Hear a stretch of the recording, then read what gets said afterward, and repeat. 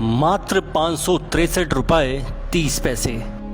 ये था हिमाचल के निर्माता और पहले मुख्यमंत्री वाईएस परमार का बैंक बैलेंस।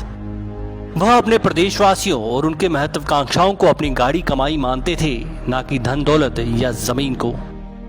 कहते हैं वे जहां भी टूर किया करते थे, किसी के घर से रोटी, लस्सी या दाल मांगकर सादा भोजन कर लिया करते थे।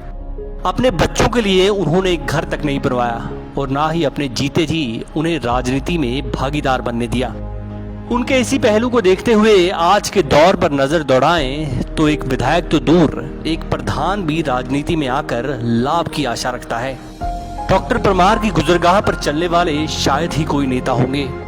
सत्ता में बैठे विधायक को लाखों सैलरी तो मिलती ही है, लेकिन पेंशन में भी इतना इजाफा हो चुका है कि मानो क्लास 1 के अफसर की तनख्वाह मिल रही हो। हाल ही में इसी को लेकर भाजपा के वरिष्ठ नेता शांता कुमार ने चिंता भी जताई थी, लेकिन सरकार और सत्ता में बैठे विधायकों को इसकी सूद कहां। खैर जो भी हो, 4 अगस्त 2021 को डॉक्टर परमार की 115वीं जयंती पर हम उनसे जुड़े कुछ किस्सों और उनकी कुछ बातें करेंगे। किस तरह हिमाचल को पूर्व राज्य का दर्जा मिला और उसमें डॉक्टर साहब ने क्या मुश्किलें झेली। डॉक्टर परमार का जन्म 4 अगस्त 1906 को चन्हालग गांव में उर्दू और फारसी के विद्वान व कला संस्कृति के संरक्षक भंडारी शिवानंद के घर हुआ था। परमार के पिता सिरमौर रियासत के 2 राजाओं के दीवान रहे थे। वे शिक्षा का महत्व अच्छे से समझते थे, इसलिए उन्होंने यशवंत जी को उच्च शिक्षा दिलाने में कोई कसर नहीं छोड़ी। इसी बीच देश में आजादी की तैयारी भी शुरू हो चुकी थी। ब्रिटिश सरकार ने प्रजामंडलों का भी संज्ञान लिया और 1946 में Himalayan hill state regional committee बनाई गई। प्रजामंडल के नेताओं को मसलन मंडी के पूर्वानंद को इसका अध्यक्ष नियुक्त किया गया, पर जब 1947 में कमेटी का चुनाव हुआ तो अध्यक्ष बने यशवंत सिंह परमार।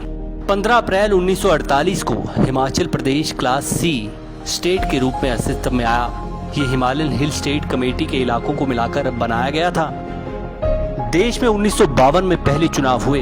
हिमाचल प्रदेश में भी चुनाव में कांग्रेस को जीत मिली और यशवंत सिंह परमार को मुख्यमंत्री बनाया गया। प्रदेश की महत्वाकांक्षाओं को फिर धक्का लगा और 1 जुलाई 1956 को हिमाचल प्रदेश केंद्र शासित प्रदेश बना दिया गया।